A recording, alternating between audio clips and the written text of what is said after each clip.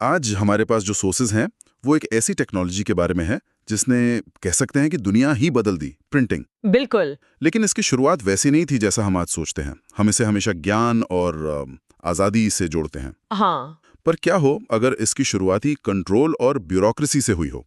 आज हम चीन और जापान के सोर्सेज में इसी सवाल का जवाब ढूंढेंगे। सही बात है, ये एक बहुत ही अजीब पैराडॉक्स है। एक टेक्नोलॉजी जो क्रांति ला सकती थी, उसको सबसे पहले स्टेट ने मास्टर किया। क्यों? एक ऐसी ब्यूरोक्रेसी बनाने के लिए जो आप कह सकते हैं कि बिल्कुल स्टैंडर्डाइज्ड हो। यहाँ मकसद क्रिएटिविटी नहीं था, कंट्रोल था। हाँ, चलिए इसकी गहराई में चलते हैं। ठीक है। तो प्रिंट से पहले की दुनिया को इमेजिन करते हैं। हर किताब हाथ से लिखी जाती थी, एक आर्ट फॉर्म की तरह। जी। लेकिन जो सबसे पहली प्रिंटिंग टेक्नोलॉजी थी वो ईस्ट एशिया में डेवलप हुई, चीन, जापान और कोरिया में। हाँ, ये वुड ब्लॉक प्रिंटिंग थी। ये काम कैसे करती थी, थोड़ा बताइए इसके बारे में। सोचिए, लकड़ी के एक ब्लॉक पर मतलब पूरे के पूरे पेज को उल्टा खोदा जाता था। अच्छा, उल्टा? हाँ, ताकि जब छपे तो सीधा आए। फिर उस पर स्याही लगाकर कागज को बहुत हल्के से उस पर रब किया जाता था। और कागज इतना नाजुक होता था कि वो सिर्फ एक ही साइड प्रिंट कर सकते थे। अरे वाह!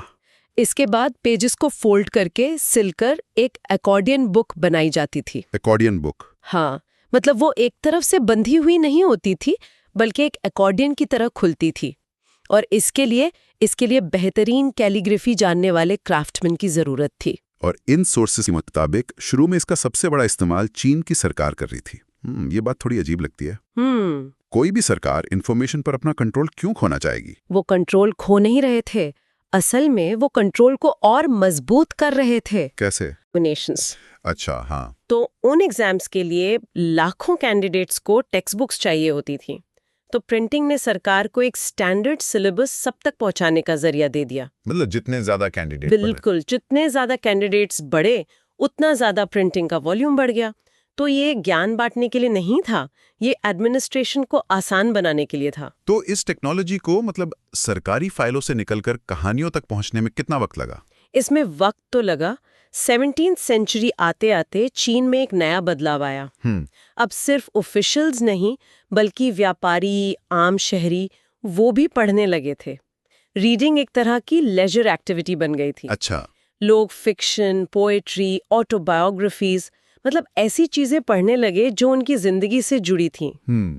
यहाँ तक कि अमीर घरों की औरतों ने भी अपने प्लेज और पोएट्री पब्लिश करवाईं। तो मतलब प्रिंट अब कंट्रोल का नहीं, कल्चर का हिस्सा बन रहा था। बिल्कुल। अगर आपको ये एक्सप्लेनेशन हेल्पफुल लग रही है तो वीडियो को लाइक कर दीजिए और ऐसे ही सिंपल एक्सप्लेनेशंस के लिए हमारे चैनल पाठशाला एआई को सब्सक्राइब करें। बेल आइकन प्रेस करना मत भूलना ताकि नेक्स्ट वीडियो मिस ना हो। तो चीन में प्रिंट का सफर ब्यूरोक्रेसी से शुरू हुआ और पॉपुलर कल्चर तक पहुंचा। जब यह आइडिया जापान पहुंचा तो क्या वहां भी यही कहानी दोहराई गई? नहीं, वहां इसका रास्ता बिल्कुल अलग था। अच्छा। जापान में हैंड प्रिंटिंग टेक्नोलॉजी को बुद्धिस्ट मिशनरीज लेकर आए थे। ओहो, तो मतलब धर्म के रास्ते से? हाँ, इसीलिए वहां इसकी शुरुआत सरकारी नहीं बल्कि धार्मिक कामों से हुई।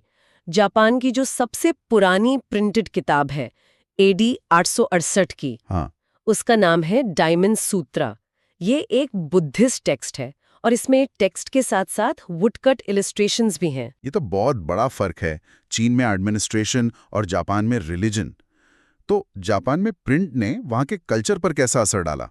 जापान में प्रिंट सिर्फ किताबों तक नहीं रुका, वहां तस्वीरों को कपड़ों पर, ताश के पत्तों पर और पेपर मनी पर भी प्रिंट किया जाता था। लेकिन सबसे दिलचस्प मोड़ तब आया जब 18वीं सेंचुरी के आखिर में ईडो यानी आज के टोक्यो में एक नया आर्ट फॉर्म उभरा। कौन सा? इसे उकियो कहते थे। यूकियो, इसका क्या मतलब है? इसका शाब्दिक अर्थ है pictures of the floating world. Floating world? हाँ, लेकिन फ्लोटिंग वर्ल्ड से उनका मतलब था ईडो की वाइब्रेंट शहरी जिंदगी, मतलब टी हाउसेस, एक्टर्स, आम लोगों के रोजमर्रा के पल। अरे वाह, तो ये उस दौर का एक तरह से इंस्टाग्राम था। बिल्कुल, बिल्कुल सही कहा, जो आम जिंदगी के खूबसूरत लम्हों को कैद कर रहा था।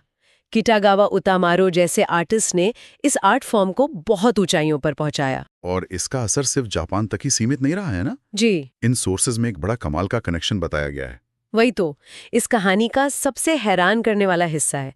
ये यूकियो प्रिंट्स जो आम शहरी जिंदगी दिखाते थे, ये इतने मशहूर हुए कि ये यूरोप तक पहुंच गए। यूरोप तक? हाँ, और वहां मैनेट और मोने जैसे इम्प्रेशनिस्ट आर्टिस्ट ने इनसे प्रेरणा ली। कमाल है। मतलब सोचिए, टोक्यो के आम लोगों की तस्वीरें पेरिस में मॉडर्न आर्ट को इंस्पायर कर रही थी। जी, ये उस दौर का ग्लोबलाइजेशन था। तो आज की इस पूरी चर्चा से जो बात निकल कर आती है वो ये है कि एक टेक्नोलॉजी की किस्मत इस बात से तय नहीं होती कि उसे किसने बनाया, सही बात है, बल्कि इससे कि लोग उसका इस्तेमाल कैसे करते हैं। जी। चीन ने कंट्रोल के लिए शुरू हुई, जापान में धर्म के लिए, पर दोनों ही जगह आखिर में जाकर ये आम इंसान की कहानियों और आर्ट का जरिया बन गई। बिल्कुल, और ये आज के दौर के लिए भी एक बहुत बड़ा सबक है।